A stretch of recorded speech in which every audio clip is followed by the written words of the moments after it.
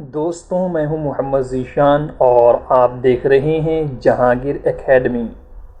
دوستوں، آج کے اس لیسن میں ہم انگریزی زبان سے متعلق چند ضروری باتوں کو جانیں گے۔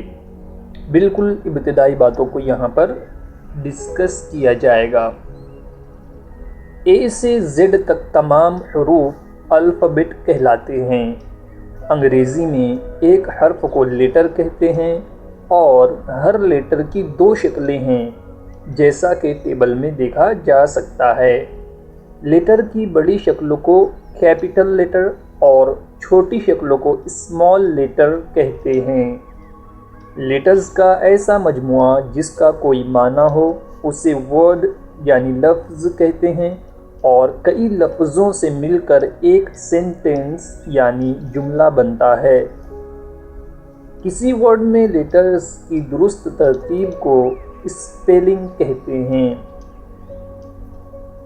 اے، ای، آئی، او، یو یہ 5 لیٹرز واویلز کہلاتے ہیں، اور ان کے علاوہ باقی جتنے بھی لیٹرز ہیں انہیں کانسوننٹ کہتے ہیں۔ Parts of speech. انگریزی زبان میں جو کلام ہے وہ پارٹس آف اسپیچ سے مل کر مکمل ہوتا ہے، یعنی کہ کلام میں پارٹس آف اسپیچ میں سے کچھ چیزیں لازمی طور پر ہوتی ہیں۔ تو آئیے ہم ان 7 چیزوں کا اجمالی تعارف پیش کرتے ہیں۔ اسے آپ مختصر طور پر سمجھنے کی کوشش کیجیے۔ آئندہ لیسن میں ہم ہر چیز کو بالکل تفصیل سے بیان کریں گے۔ سب سے پہلی چیز ہے ناؤنس۔ ناؤنس کسے کہتے ہیں؟ جانداروں، جگہوں یا چیزوں کے نام کو ناؤنس کہتے ہیں، اور یہ جملے میں فعل کے فاعل یا مفعول بنتے ہیں۔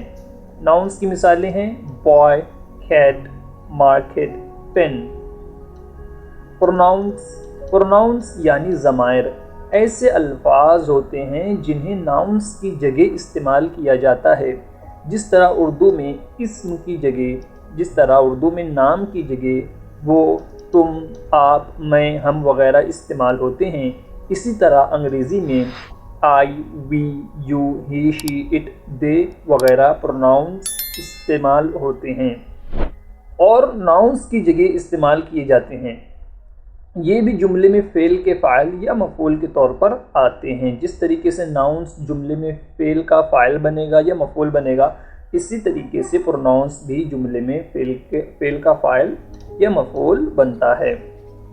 ایڈجیکٹیوز ایسے الفاظ جو کسی ناؤن سے پہلے آ کر اس ناؤن کی خاصیت بتائیں اسے ایڈجیکٹیوز کہتے ہیں۔ ایسے الفاظ جو کسی ناؤن سے پہلے آ کر اس ناؤن کی خاصیت بتائیں انہیں ایڈجیکٹیوز کہتے ہیں، جیسے بلیو، بیوٹیفل، اگلی، بیڈ، بلیک، ٹال، شارٹ۔ یہ تمام الفاظ کسی نہ کسی نام سے پہلے آ کر اس نام کی خصوصیت کو ظاہر کرتے ہیں۔ جیسے بیوٹیفل کا مطلب ہوتا ہے خوبصورت، بیڈ کا مطلب ہوتا ہے خراب، ٹال یعنی لمبا، شارٹ یعنی ناٹا یا چھوٹا۔ تو یہ اس طریقے کے الفاظ کسی نہ کسی ناؤن سے پہلے آ کر اس ناؤن کی خصوصیت بتاتے ہیں، جیسے ا بیوٹیفل گرل یعنی ایک خوبصورت لڑکی، ا ٹال بوائے یعنی ایک لمبا لڑکا۔ تو ٹال یہ ایک لمبا، یہ جو لفظ ہے یہ بوائے کی خصوصیت کو یعنی لمبے ہونے کو ظاہر کر رہا ہے۔ نمبر 4 ہے پریپوزیشنز۔ ایسے الفاظ ہیں جو ناؤنس یا پروناؤنس سے پہلے آ کر ان ناؤنس یا پروناؤنس کا تعلق جملے کے بقیہ حصوں سے ظاہر کرتے ہیں۔ اسے آپ مثال کے ذریعے سمجھنے کی کوشش کیجئے۔ جیسے مثال ہے The book is on the table، یعنی کتاب ٹیبل پر ہے۔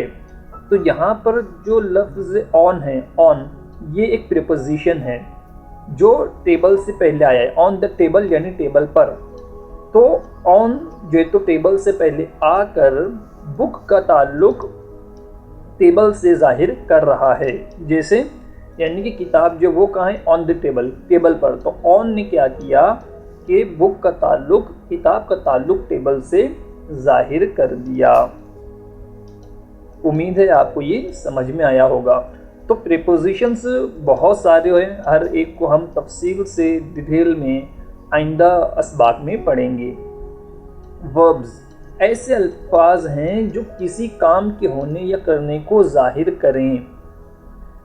کوئی بھی جملہ بغیر ورب کے مکمل نہیں ہوتا، جملے میں کم از کم ایک ورب کا ہونا ضروری ہے۔ ورب کی مثالیں ہیں ایٹ یعنی کھانا، ڈرنک یعنی پینا، واک یعنی چلنا، رن یعنی دوڑنا، سلیپ یعنی سونا، تھنک یعنی سوچنا۔ تو یہ تمام کیا ہیں؟ وربز ہیں۔ دیکھیے ایک مثال کے ذریعے ہم ورب کو اور اچھی طریقے سے سمجھنے کی کوشش کرتے ہیں۔ مثال ہے Ahmad goes to school every day، یعنی احمد روزانہ اسکول جاتا ہے۔ تو یہاں پر goes یہ جو لفظ ہے یہ ایک ورب ہے جو بتا رہا ہے احمد کے کام کو، کہ احمد روزانہ کون سا کام کرتا ہے؟ اسکول جانے کا کام روزانہ کرتا ہے۔ تو یہ جو goes ہے یہ ایک ورب ہے۔ ورب کو بھی ہم تفصیل سے آئندہ اسباق میں پڑھیں گے، ابھی یہاں پر ہم صرف ایک تعارف پیش کر رہے ہیں۔ نمبر 6 ہے ایڈوربز۔ ایڈوربز کسے کہیں گے؟ ایسے الفاظ جو خاص طور پر وربز کی کیفیت کو ظاہر کریں انہیں ایڈوربز کہتے ہیں۔